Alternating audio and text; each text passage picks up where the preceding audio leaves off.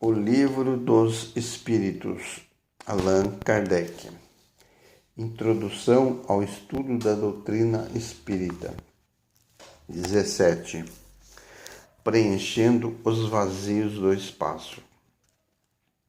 O ceticismo no tocante à doutrina espírita, quando não resulta de uma oposição sistemática, interesseira, provém quase sempre de um conhecimento incompleto dos fatos, o que não impede algumas pessoas de liquidarem a questão como se a conhecessem perfeitamente. Pode-se ter muito espírito e até mesmo muita instrução, e não se ter bom senso. Ora, o primeiro indício da falta de senso é a crença na própria infalibilidade.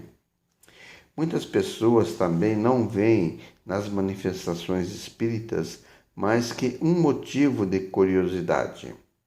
Esperamos que, pela leitura deste livro, encontrem nesses fenômenos estranhos alguma coisa além de um simples passatempo.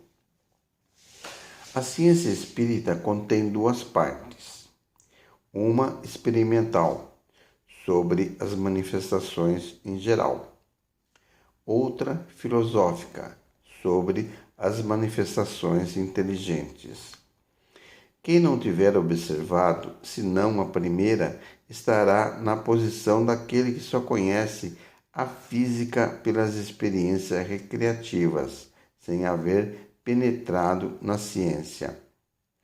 A verdadeira doutrina espírita está no ensinamento dado pelos espíritos, e os conhecimentos que esse ensinamento encerra são muito sérios para serem adquiridos por outro modo que não por um estudo profundo e continuado, feito no silêncio e no recolhimento.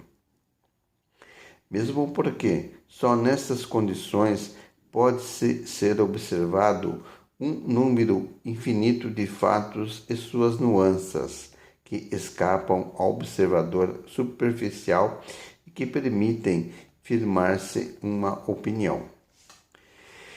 Se este livro não tivesse por fim mais do que mostrar o lado sério da questão, provocando estudos a respeito, isto já seria bastante e nos felicitaríamos por termos sido escolhidos para realizar uma obra sobre a qual não pretendemos ter nenhum mérito pessoal, pois os princípios aqui expostos não são de nossa criação. O mérito é, portanto, inteiramente dos espíritos que o ditaram. Esperamos que ele tenha outro resultado, o de guiar os homens desejosos de se esclarecerem, mostrando-lhes nestes estudos um objetivo grande e sublime, o do progresso individual e social, e indicando-lhes o caminho a seguir para sua consecução. Concluiremos com uma derradeira consideração. Os astrônomos, sondando os espaços, encontraram na distribuição dos corpos celestes lacunas injustificáveis e em desacordo com as leis do conjunto. Suspeitaram que essas lacunas deviam corresponder a corpos que haviam escapado às observações. Por outro lado, observaram certos efeitos cuja causa lhes era desconhecida, e disseram a si mesmo: ali deve haver um mundo, porque essa lacuna não pode existir, e esses efeitos devem ter uma causa. Julgando então da causa pelos efeitos, puderam calcular os elementos, e mais tarde os fatos vieram justificar as suas previsões.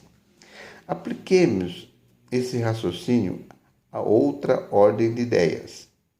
Se observarmos a série dos seres, percebemos que eles formam uma cadeia sem solução de continuidade, desde a matéria bruta até o homem mais inteligente. Mas entre o homem e Deus, que são o alfa e o ômega de todas as coisas, que imensa lacuna. Será razoável pensar que seja o homem o último anel dessa cadeia?